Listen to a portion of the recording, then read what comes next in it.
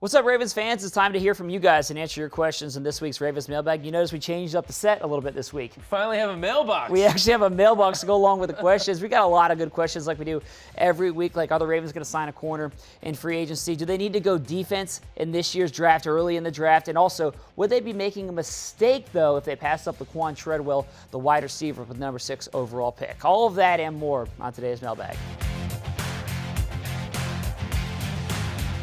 Our first question comes from Lewis Marshall, and Lewis asks, what's the likelihood that we sign a cornerback in free agency, or are players like Janoris Jenkins and Prince Amukamara price us out? Well, why don't we get Josh Norman while we're at it? You know what? Let's get all three of them. Sure. Why not? I mean, we get questions like this all the time about why don't we sign this star player in free agency? How about this guy?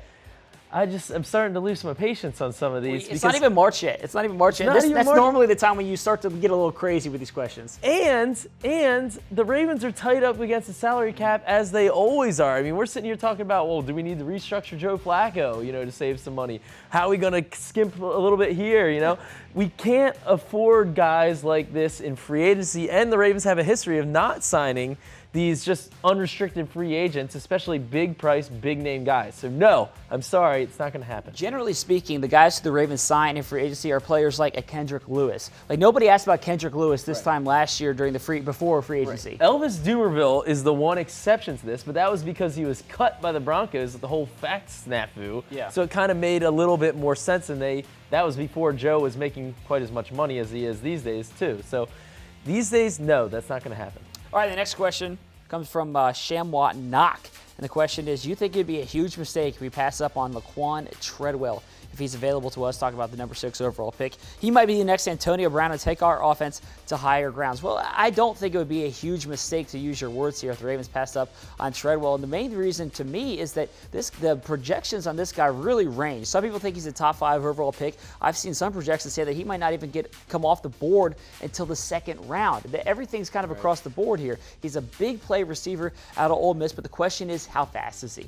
That's what people want to know. So he's not Antonio Brown. He's not Antonio Brown. He's not Antonio Brown at all. No, a totally different kind of player. He's more like an Anquan Bolton. Right. Good player. Right. He's more of a possession receiver. He's always got a guy on his hip. Antonio Brown is squirrely, fast. Yeah. He's not that kind of player. And you could say this at any position. If you say, well, the top cornerback in this year's draft is going to be the next Darrelle Revis. Yeah. Of course, I'd take him if I knew he was going to be the next Darrelle Revis. But I think it's a leap to say that Treadwell is going to be, that exact kind of player. And just by a comparison standpoint, he's not like a Julio Jones or an AJ Green. When they said that's the number 1 guy. Right. Where there's a consensus. That's not the case with him. Yeah, he's not in the draft this year, that kind of player. Yeah. Next question comes from Tibias Bethea, and he asks, are the Ravens trying to draft a left tackle in the first round? If so, why? Because to me, left tackle is not the reason we struggled last year. This is a rant, by the way. This is going to keep going. We could get a quality player out of free agency. We need defense. We should at least try to get the stars on defense first with 4 exclamation points. It's clear to see which way Tobias wants us to go. Yes. But I'll say this. I understand that left tackle is not a sexy position to get at number 6. But I think it could be a smart one for the Ravens. Even if you don't start that guy at left tackle, you're probably going to have a need at left guard because Kelechi Osemele is probably going to get a big contract somewhere in free agency. So you could give this pick the potential Jonathan Ogden treatment. Ogden played at guard for 1 year before taking over at left tackle. And if you're telling me the Ravens can get an Ogden, which maybe they can't. This might be the Treadwell, treatment right here. But there are some premier left tackles, what people say at least in this draft. If you can get a guy who can stabilize that position, which the Ravens have not had stability since Ogden left, really. Yeah. They thought they were getting it with Eugene Monroe, but they haven't because of injuries. If you can get a stable left tackle for the next decade or whatnot at number 6, that's value. So I think, yes, you could potentially go in that direction even though it's not sexy. If there's one thing we've learned with the Ravens, it's they don't draft by need.